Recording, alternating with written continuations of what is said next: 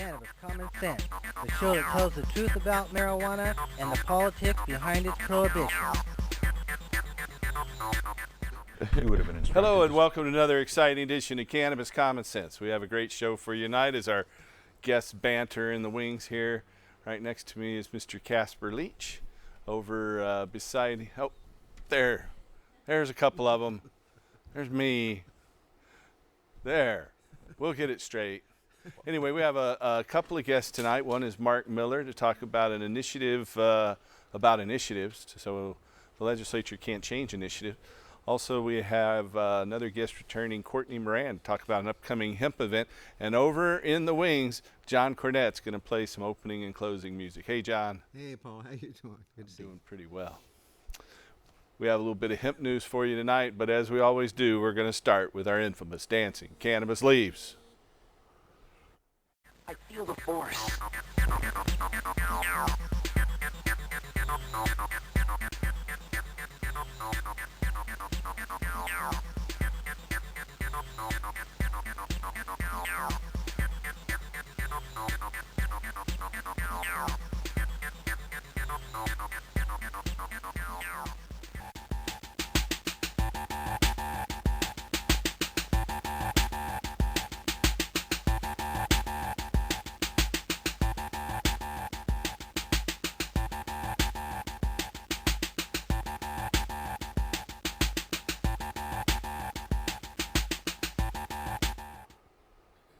All right.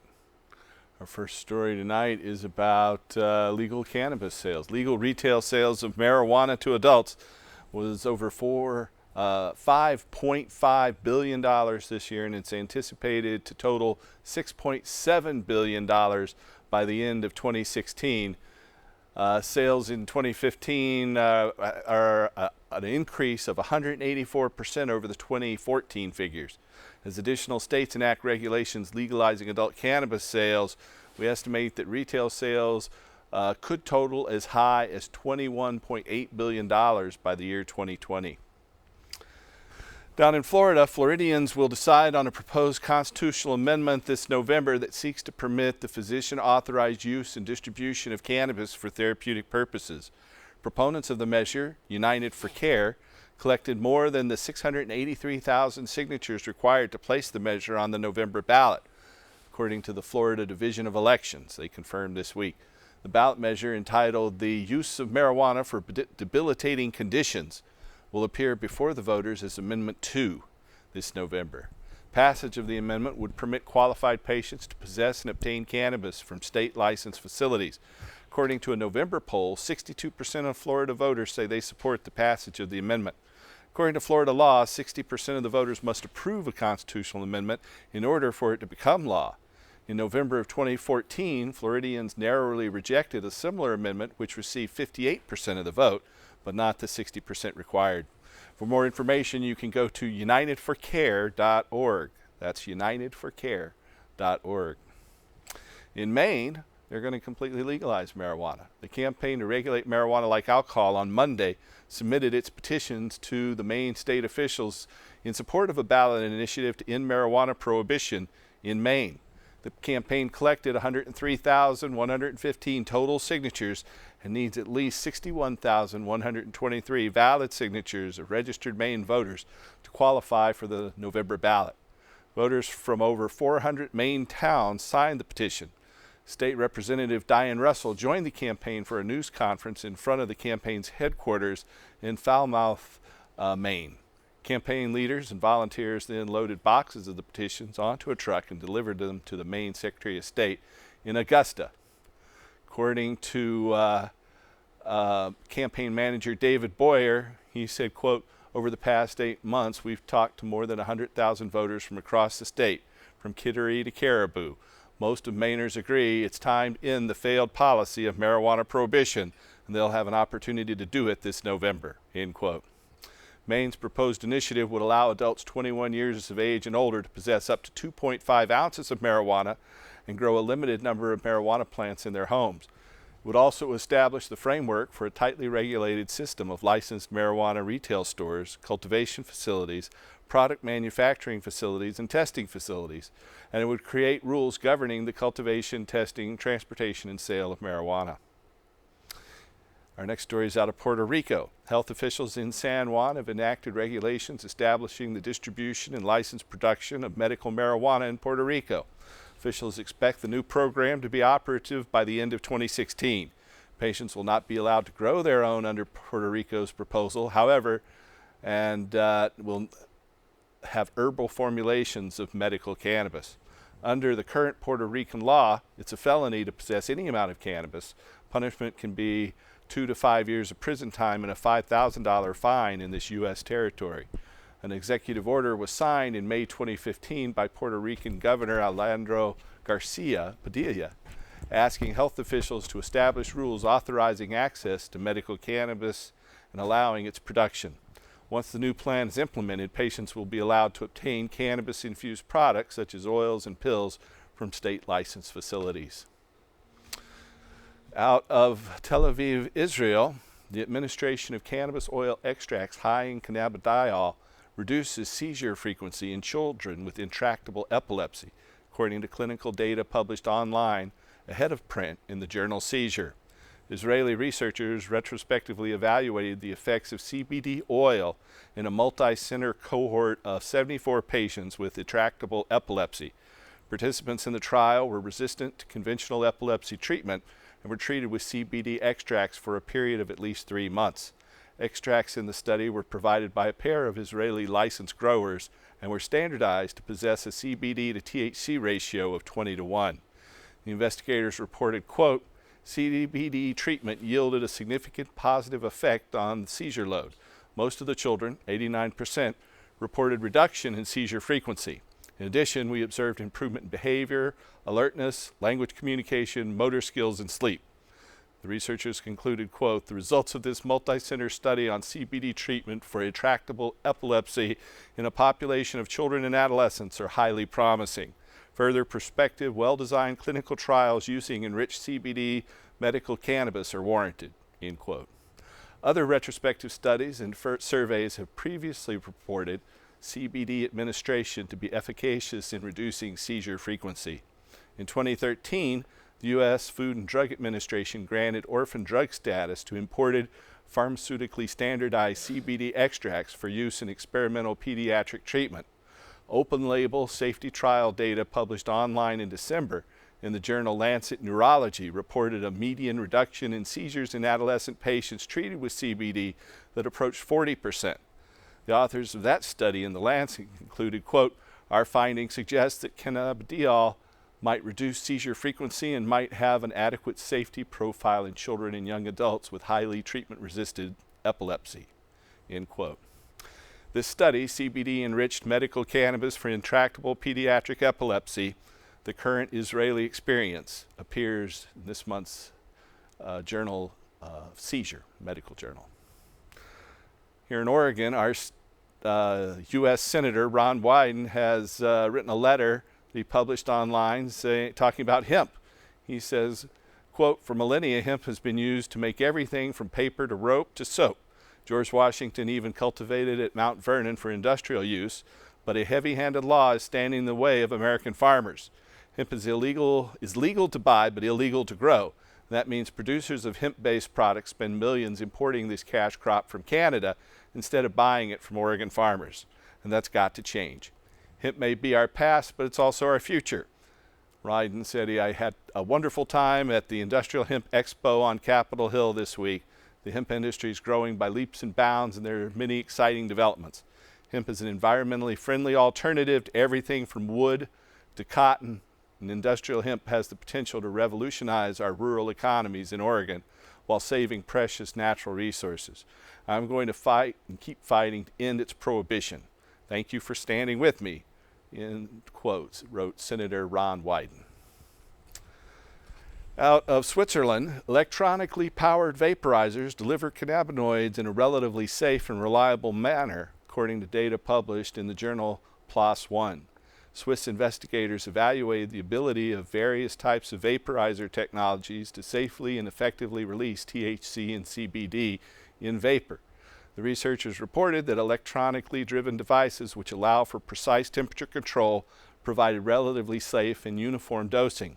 By contrast, gas-powered devices performed in a more unreliable manner and cannot be recommended for therapeutic purposes. The authors concluded, quote, the 4 electrically driven and temperature-controlled vaporizers investigated in this study efficiently decarboxylate acidic cannabinoids and release reliably the corresponding neutral cannabinoids into the vapor. Therefore, they can be considered as a promising application mode for safe and efficient administration of medicinal cannabis and cannabinoids, end quote. Vaporizer technology heats herbal marijuana to a point where cannabinoid vapors form, but below the point of combustion.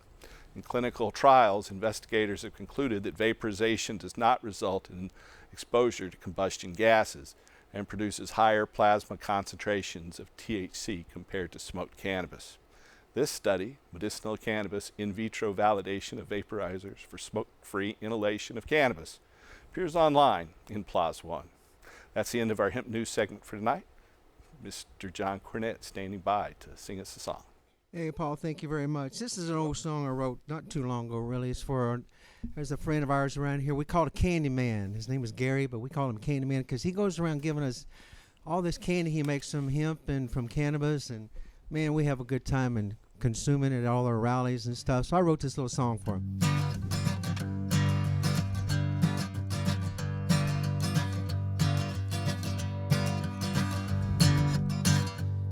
Well, he's a hit at the Hemp Fest rally and a kick at the hemp stalk too.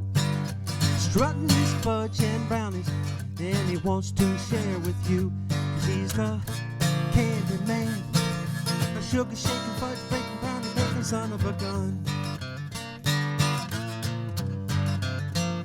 'Cause he's the candy man, a sugar shaking fudge baking brownie baking son of a gun. Do the strut.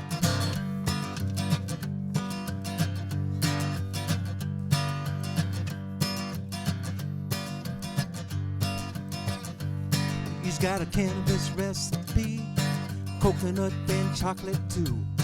He's a candy-coated brother, spread sweetness to the crew. 'Cause he's the candy man, a sugar shaking fudge baking brownie baking son of a gun.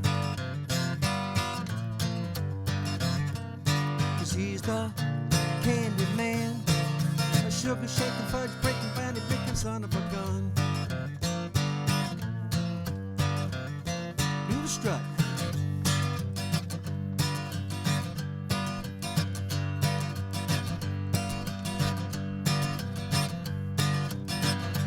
He's the candy man, a sugar shaking fudge baking brownie baking son of a gun.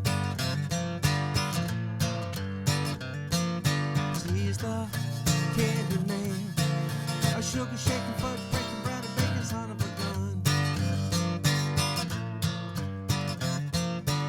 Do the strut.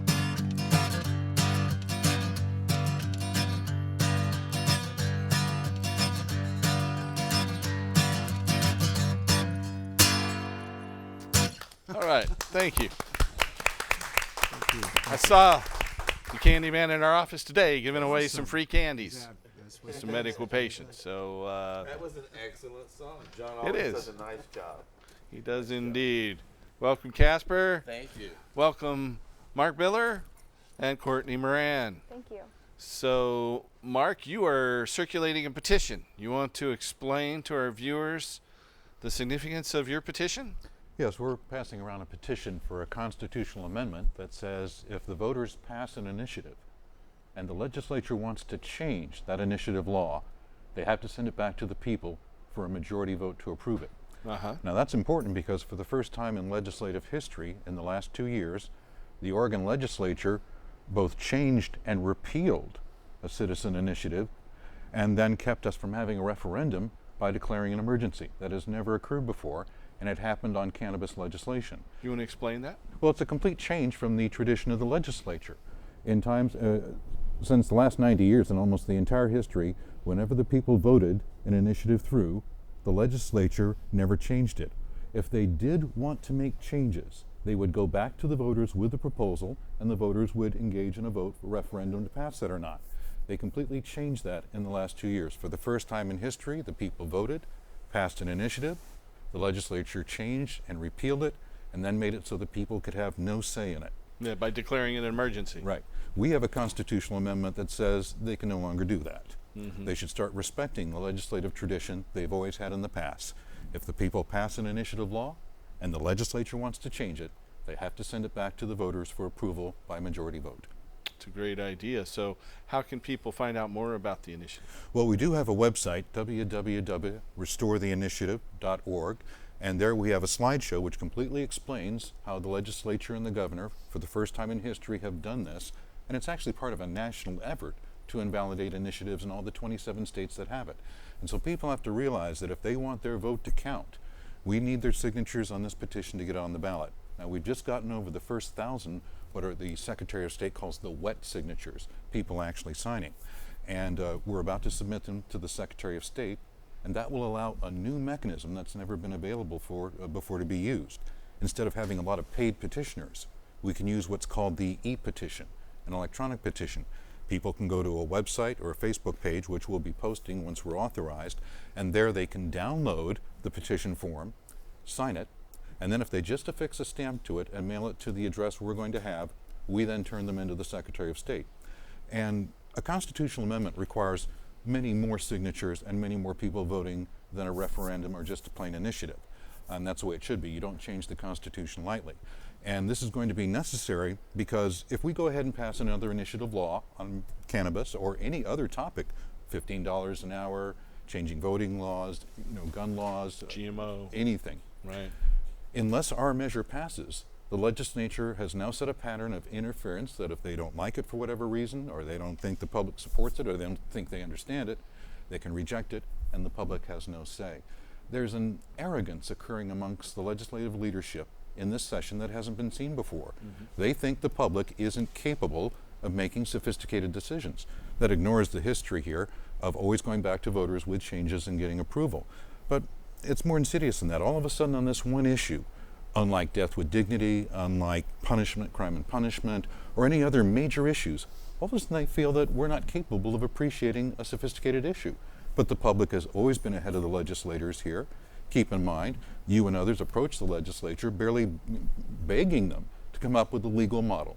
They refused. The people voted, said they wanted it. The legislators said, we don't think the public understands what they're doing. Yeah, that's That's exactly arrogance. what they said Right. beforehand. Right. So right now, we are busy getting the last signatures. We will be having the e-petition made available soon, and then we're going to be promoting this as much as possible through every news outlet we can get and every other organization that's sponsoring initiatives, because they can't get through without us to make sure they know about this. Well, great. That's good work. We do take viewer phone calls, so if you have a question for us tonight, you can call us. That number that's there on your screen. It's 503-288-4442. That's 503-288-4442. We'll be coming back to Mark Miller in just a second. We have Courtney Moran here as well. Thanks for coming on, Courtney. Thanks for having me, Paul. Sure. You've got an event happening in Salem, right across the street from the Capitol, I do the have Willamette an University. event, next week, Thursday evening, February 11th from 5:30 to 7 p.m. The Oregon Hemp Industries Association, the Northwest Farmers Union, and the Oregon Industrial Hemp Farmers Association is hosting an educational hemp event at Willamette University in the Bearcat Cafe. And we are very pleased to have Jenny Dressler of the Oregon Farm Bureau as one of our guest speakers, and we also have a guest of honor of Representative Carl Wilson. He has been the lead sponsor in the legislature this session for the industrial hemp farmers. We have a bill going through the legislature, House Bill 4060, that will revise the industrial hemp statutes to bring the regulation of industrial hemp in Oregon more in line with traditional agriculture. So we will be speaking a little bit more about the bill at the event, and also just talking about the history of hemp and where we're going here in Oregon. And there will be a farmer panel as well for folks that have grown this past year and that are going to be growing this upcoming production season. So this is upcoming Thursday, and what time again? From 5:30 to 7 p.m. at Willamette University. Okay. And you can find more information on the Oregon HIA website and Facebook page. So the Oregon HIA, what's the web URL or the address? It's actually there? just a Facebook page, so Oregon Hemp Industries Association. On Facebook. Yes. Okay. Anything else you want to say about what's going on in the legislature, or things that our viewers might do to be able to support the bill there? Yeah, definitely. So it's House Bill 4060. The main provisions of the bill are bringing, again, industrial hemp more in line with traditional agriculture. So the major thing that this bill is going to do is allow industrial hemp farmers to cultivate as other farmers do, using clones, cuttings, and transplants in greenhouses and other agricultural buildings, in addition to cultivating in the field. It also will allow industrial hemp farmers to use the same labs that are being licensed by the OLCC and accredited by the Oregon Health Authority to conduct THC testing. And we are also advocating for having mandatory testing for any industrial hemp products intended for human consumption, because industrial hemp and all cannabis have phytoremediation properties, and we want to ensure that any products produced from Oregon hemp farms are safe and we are protecting public health. You want to explain what phytomediation properties are for our Sure, viewers yes. who might not understand that? Yeah, phytoremediation is the ability of a plant to drop toxins out of a soil, such as radiation in an area that would have that, heavy metals, other types of metals in the soil, clean up pesticides, or just other contaminants in the soil. Okay. So it's a real good thing to help clean up toxic mess in the soil. Definitely, and that's why industrial hemp is such a great rotational crop for farmers to be using, especially if they want to get organic certification and they've been using non-organic inputs. How many farmers grew hemp in Oregon this year? We had 9 grow this past season. 9 grow, and so do you have any indication of how many might be trying to do that this year? I know of about 20 more that would like to become registrants this upcoming production season, and we're hoping for, several thousand acres this year. All right, that's exciting. Yes, very exciting. One of the things that I think the public should become aware of is that when you plant hemp, it can help clean the soil. And that is a huge problem that needs to be dealt with in the Illinois area, where they're having a radiation problem that's leaking. And then there's a couple other places around the United States that could benefit from just growing hemp for no other purpose than to clean the soil in a variety of neighborhoods to make it more safe for humans to be around. Thus the phytoremediation properties. And Absolutely. are people bringing this to light? I think more folks are becoming aware of the phytoremediation properties that cannabis has, and they're bringing that up, in different discussions that they're having. And I mean, it would be great rotation for any areas that are monocropping, that we have a lot of issues with that, just cleaning up soil so we have healthier soil, we can grow, more sustainable crops. And in the Midwest, like you mentioned, historically they were, leading industrial hemp producing states, Minnesota, Wisconsin, Iowa, Illinois. So I foresee in the very near future that they will get back in line with cultivating again. And unless I'm mistaken, Jack Hare pointed out that when they eradicated hemp from California, they began having all kinds of mudslides. You would think that that state would like to make the mudslide problem disappear. Yeah. And in a matter of 6 to 9 months could probably begin that process and turn their Definitely. state around. So that would be another aspect that I think would just be beneficial, if for no other reason than to save those aspects of our planet for future generations. I agree, absolutely. So what is that bill number again? Again, it's House Bill 4060. We actually have a hearing this upcoming Tuesday morning at the Capitol at 8 a.m. if you're interested in attending. If you support industrial hemp and want to see it grown here in Oregon and be treated as a traditional agricultural crop, please reach out to your senator or your representative and let them know that you support House Bill 4060. 4060. Yes, 4060. All right. Thank you. Thank you. So again, we are taking viewers' phone calls. If you have a question or comment for us tonight, you can call us at 503-288-4442. We have a caller standing by and someone in the studio with a question. Let's go ahead and take the telephone caller first. Welcome to the show, caller. Hi, thank you so much. Hey, you're welcome. This is my very first seeing of your show, and I think you guys are just absolutely incredible. I wrote down, I've got my pen and notebook, man. I wrote down Restore the Initiative, and I wrote down your House Bill number. It's like, thank you so much for doing this, because I'm not a big TV person, but so I know there's a lot of news and stuff going on, but this is important, and it's like I'm just so glad you're doing this. So thank you You're very so welcome. much. We've actually, I think this is show 824, and in October we'll be at it for 20 years now. So the world's changed a lot That since is we so started the show excellent. back in 1996. It was a lot more of a long shot out there. People couldn't believe we were on television talking about marijuana back then. Oh, but dang it! I know glad it. It's you, I'm you a found us. hippie from the Haight-Ashbury days. My uncle is a moonshiner, so it's like it's always been there. Hello, That's right. So thank you so much for doing what you're doing, because it just is so refreshing to have it out there. Thank you so much. You're very welcome. Then we have John Cornett here in the studio audience now, ready to comment. Go ahead, John. Yeah, Paul, I just want to add a very important addition to this discussion that was going on about the arrogance in our legislation, deciding to trample on our constitutional rights. People speak and they decide to go in and change it. I want you to know that is because of Mr. Barack Obama. That was his lead. He was the one who just decreed that human beings have absolutely no ability to govern themselves, and we need to be governed, and we're too stupid. He said it straight up in front of a university college. So that is the lead that our legislators are now following, that we're too stupid, so we don't know what's good for ourselves. Sincerely, that's the presidential lead. That's a sad state of affairs for certain. I don't know. My mama always told me I couldn't find my way out of a plastic bag, so maybe he's right.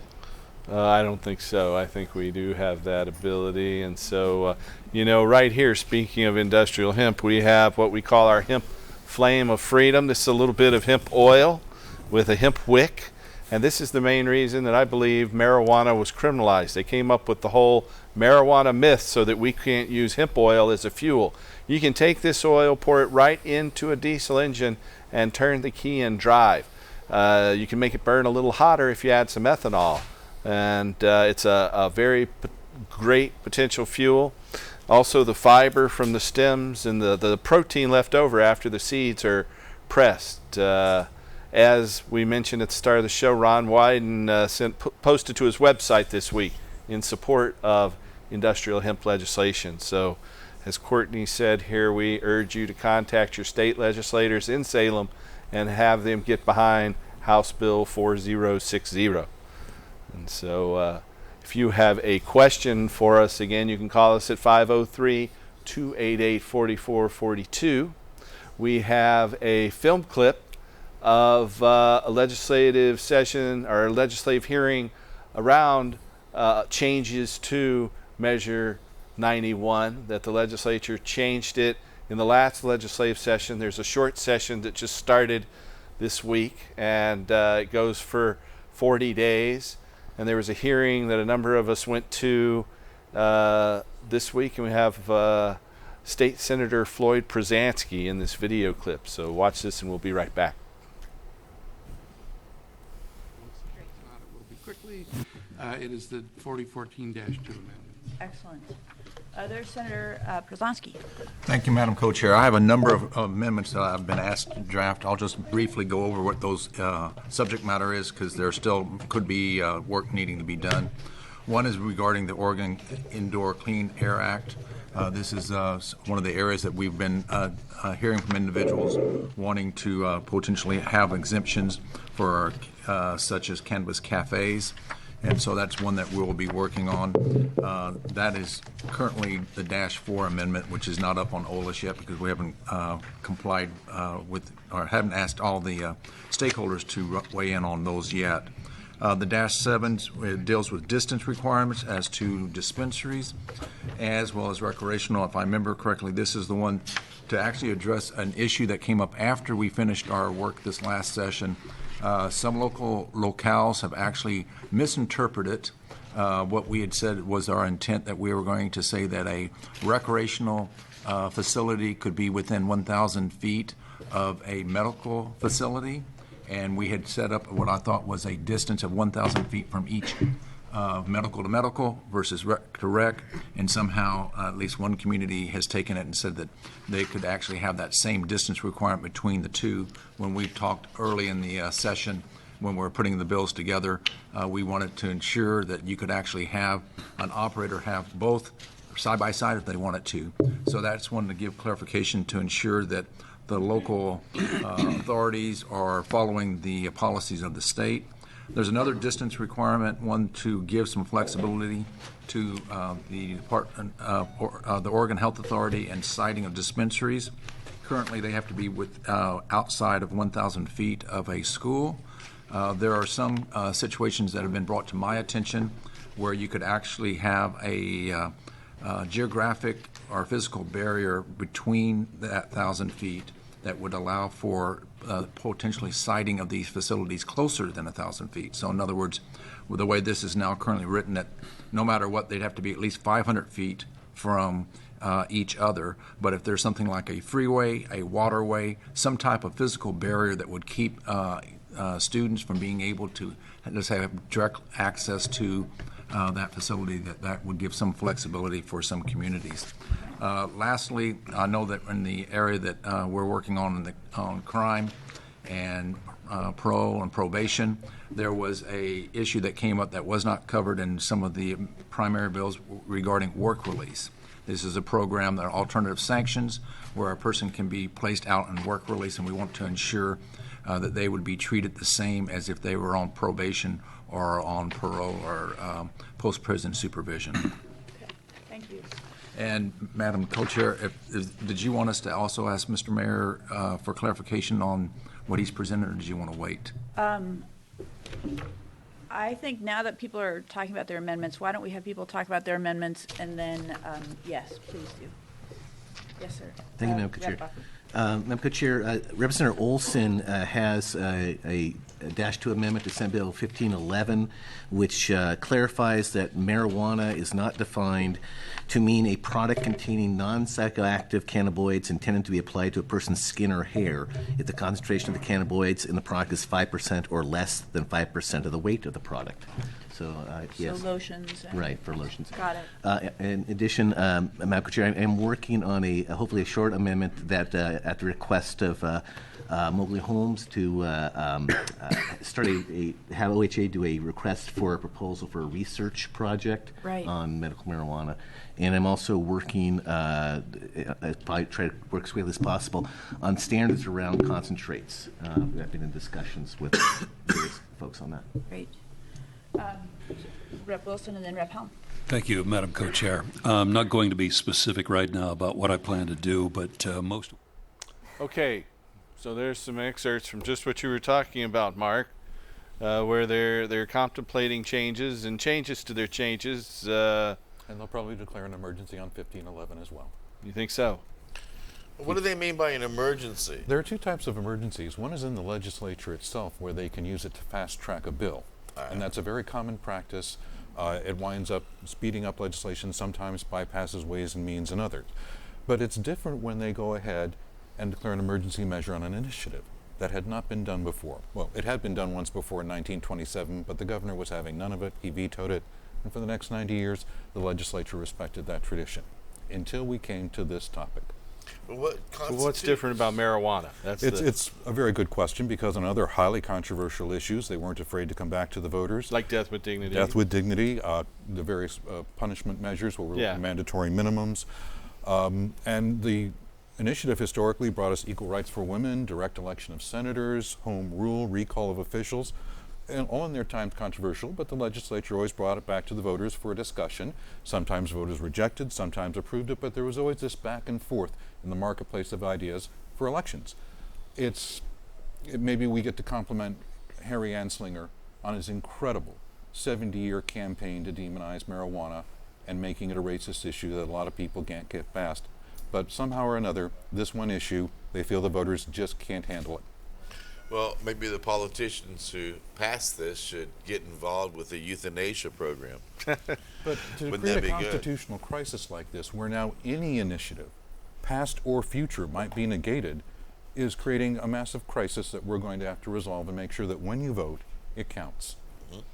So you have until early July to gather these signatures? We have to collect 112,000 plus signatures Valid by July 8th. signatures. Valid signatures, just to get it in the 2016 election. Right. Then we've got the incredible hurdles of making Winning. sure all the electorate knows about it and can vote on this and be informed. We are very dismayed to learn that this is part of a nationwide effort. We originally thought we were just dealing with an Oregon issue. And we thought, well, okay, we're taking on the Oregon legislature, the governor, voter inertia, and just general misinformation on marijuana. But it looks like we might wind up taking on the Supreme Court, Congress, the president, just because of this nationwide movement to invalidate people's votes. And in an era of, Citizens United, massive lobbying, gerrymandering, And huge lobbying and money. interconnectedness and, Right. and news. The fact is, are people cycle. really supposed to trust just the legislature as the only means, and every 4 years that's your only means of dealing People with are this? better educated now. Right. about Are we what's supposed to going try on. to recall an entire legislature? No. The citizenry is more informed. The voters have made their choices. The legislature should respect it if they feel there are problems. The past tradition is to bring it back to the voters for a discussion, and we vote again and decide which way it goes. That's a democracy. I agree. So, Mark, you've been an activist in this state for a long time. You worked at the University of Oregon for a while. When was that? Well, we started the Drug Information Center, the statewide Drug Information Center in 1972. We didn't think it was activism. We thought it was getting people basic Education. information on any prescription, over-the-counter, recreational or illegal drug. And then we got infamous, or famous if you will, by sponsoring the first drug analysis project that was anonymous. People could call in and anonymously have their drugs tested. A lot of people thought it was a good way to show that there's massive misrepresentation, but there's always surprises. We wound up testing large numbers of drugs that seniors thought they couldn't get in the U.S. They went down to Mexico to get, and turned out they were having fraud perpetuated on them. And from there we went on to becoming how to teach people to make responsible decisions about How all long drugs. did you work at This the was for 15 years. We went from 72 to 72. 85, and then Nancy Reagan came along, and the Reagan administration said that anybody who didn't claim that marijuana was as dangerous as heroin was defunded or eliminated. There was a huge purge in the treatment programs as well. Any treatment counselor who wouldn't tell their clients that marijuana was as dangerous as heroin was fired. This was a huge problem. I remember when I first moved here in 1984, you were doing that program, and you received some national publicity and were featured on the CBS News magazine 60 Minutes. We got a lot of coverage, yes. We received a National Search Award as a model, replicable program that could have been put across the country to make sure that wherever you get a drug, from whatever source, you knew the relevant questions to ask to make a responsible decision. We were literally teaching people what's never been taught that you should be to make sure you know what you're taking in your body. So that's great work. Is there anything like that currently at the University of Oregon? No, there isn't, but luckily the internet has made those services available, because by going to a number of school of pharmacies you can get the information now. We still need a drug information center these days, but it would take a lot to bring it back. Right. So again, we are taking your calls tonight. If you have a question for any of our guests here, or any question about marijuana, cannabis, or hemp, you can call us at 503-288-4442. That's 503-288-4442. Casper, you want to give a plug for your radio network? The Time for Hemp Global Broadcasting Network, which is heard on iHeart, Tumblr, SoundCloud. I don't know. You think people might be interested if I mention it? It can't hurt. We've got Mark Emery on there, and Skunk Magazine, and you, and me, and Andrea Herman, and a whole bunch of people who are dedicated to shows ending every week or more frequently. Oh yeah, and we're dedicated to ending marijuana prohibition and stopping the arrest. And then we got great music, so if you like to toke on your bongs and jam out to some great tunes, what we got. I know you encourage people to do that. I do. Every other hour's rock, every other hour's talk, and every hour is smoking out. That's just how it is when you listen to our network. Anytime you hear the word joint on the Time for Hemp Global Broadcasting Network, people hit their bongs, their pipes, their vaporizers, and it's great. It's like All right. a little, yeah. So it's time, the for digit 4, hemp, right there on the .com, screen. and tune in.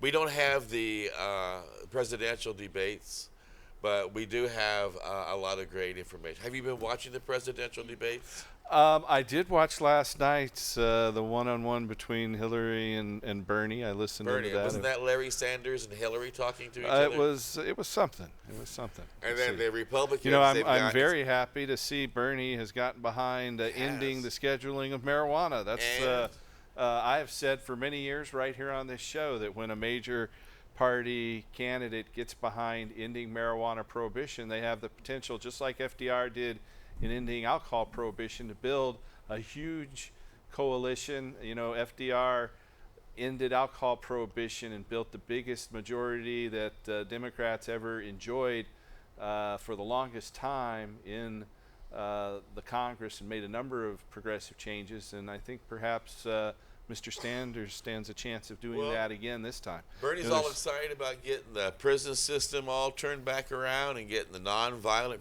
He's all excited too about getting fossil fuels pushed out of the picture and start using renewable plants like hemp to create jobs and to create products. So he seems to be pretty open-minded to a lot of groovy things.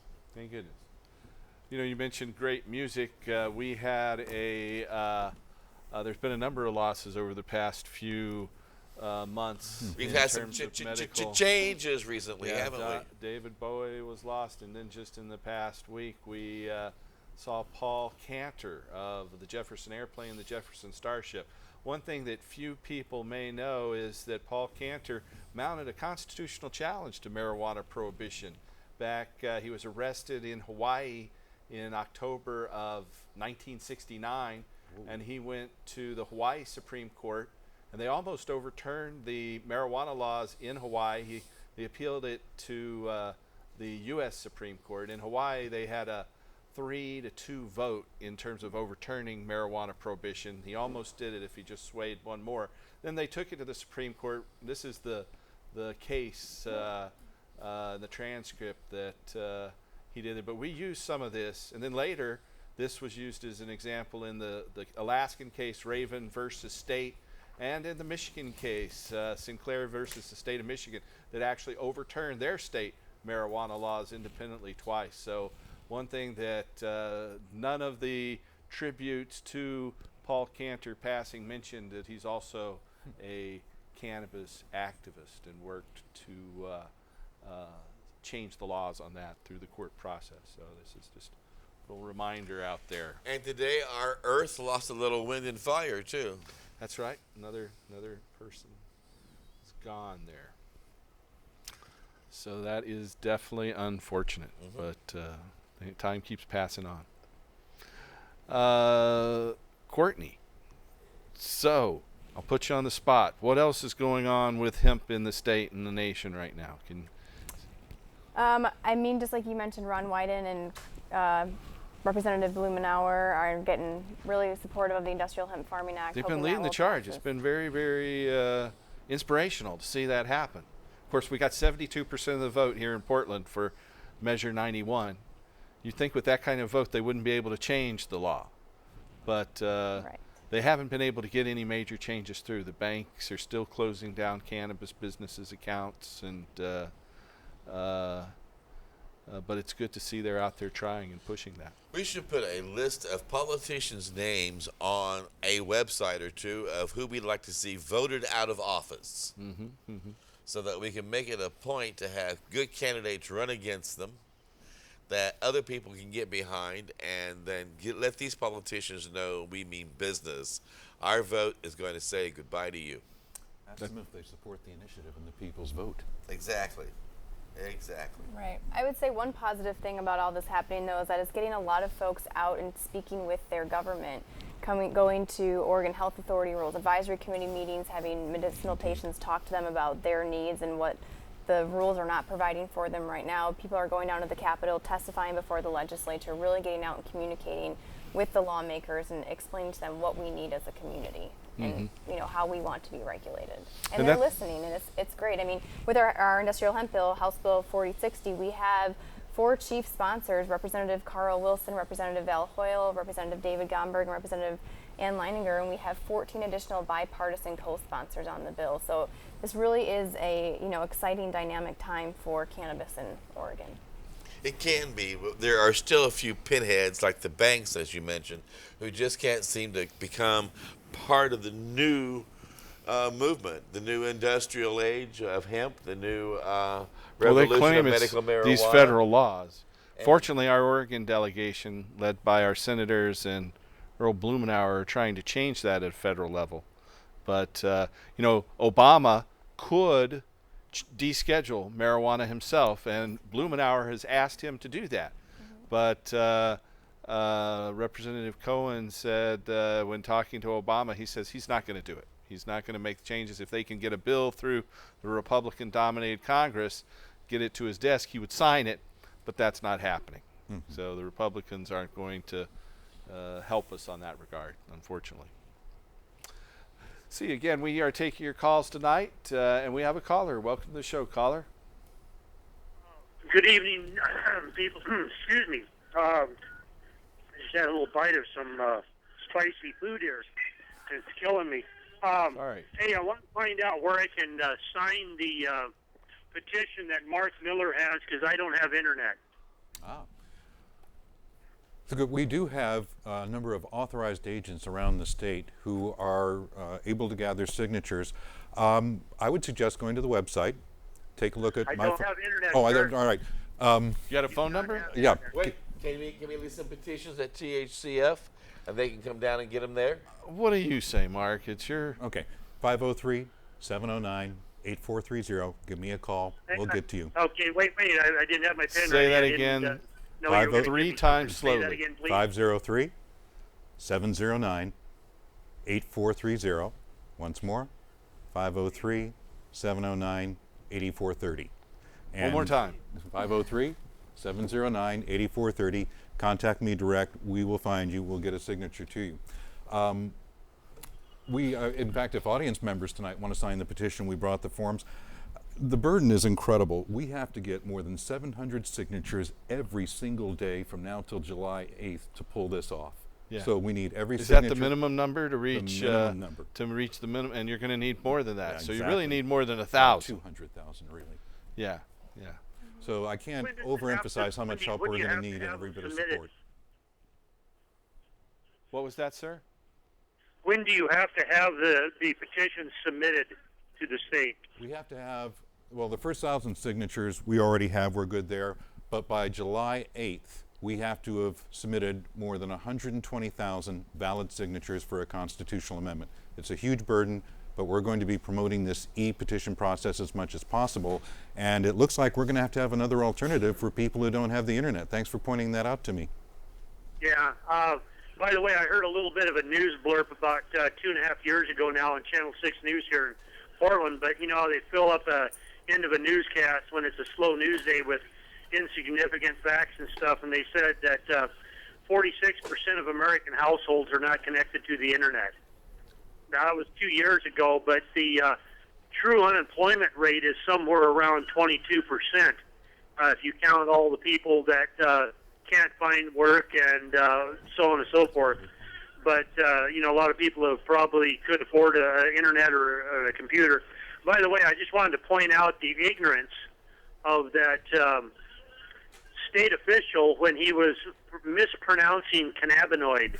He called it cannaboid. And somebody needs to go up and tell him what a maroon he is, that he can't even pronounce a simple word that probably any third or fourth grader, when they're in their, English class learning grammar and stuff, where they, take a word and they cut it into syllables and say, now, you can pronounce this if you know where the syllables are. And these people are so god-awful dumb, they evidently can't even pronounce a simple word.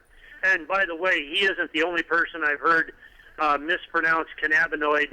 A number of the noise channels, the news channels, when the marijuana was first legalized back in July 1st, you hear these idiots, whether it's Channel 2, Channel 6, 10 or 12, I think at least one person on each one of those noise channels mispronounce.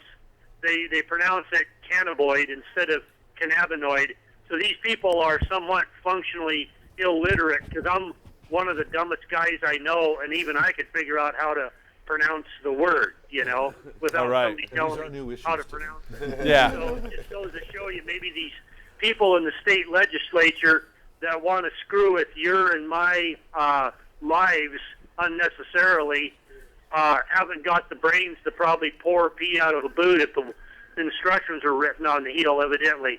But anyway, I'll get off my soapbox here. And by the way, your audio there at Portland Community Media is still very, very low. It's just barely discernible. I actually had to plug my headphones in tonight to hear you guys into my TV. So something needs to be done about the audio down there. Thank you. Thank you. All right. Well, Paul, thanks for your... One thing about the numbers we need, if just the sheer number of medical marijuana patients, their caregivers and growers came together, that's enough right there to get it on the ballot. If we could mobilize that population, never mind that everyone should be concerned about whether initiatives are being revoked. I agree. I'm sure we have the support out there to pass something like that. It's just having the resources to put it on the ballot. That's always the biggest hurdle, one of the biggest hurdles anyway. We have another caller standing by. Welcome to the show, caller. Oh, not that line. Must have been Homeland Security, which we should give a big shout out to.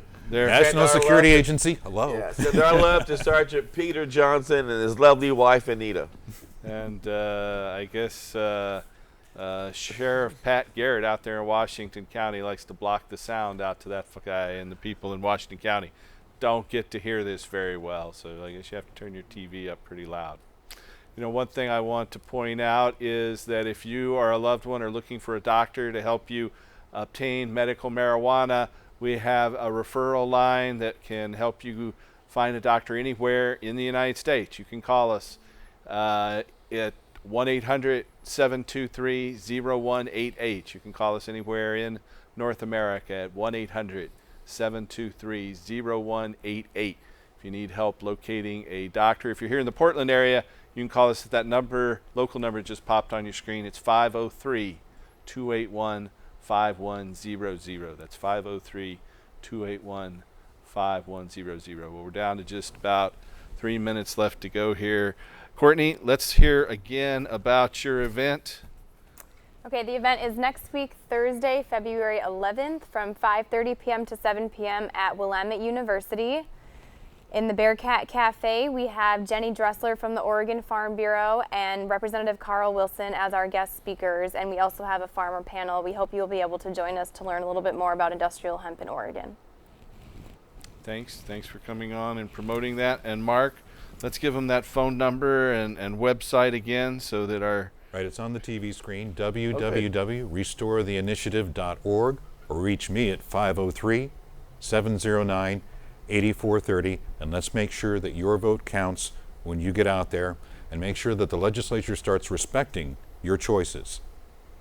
Paul, I'd like to be able to come back if we can once we get certified for the e-petition, Please so we can do. let people know about it. That'll be exciting.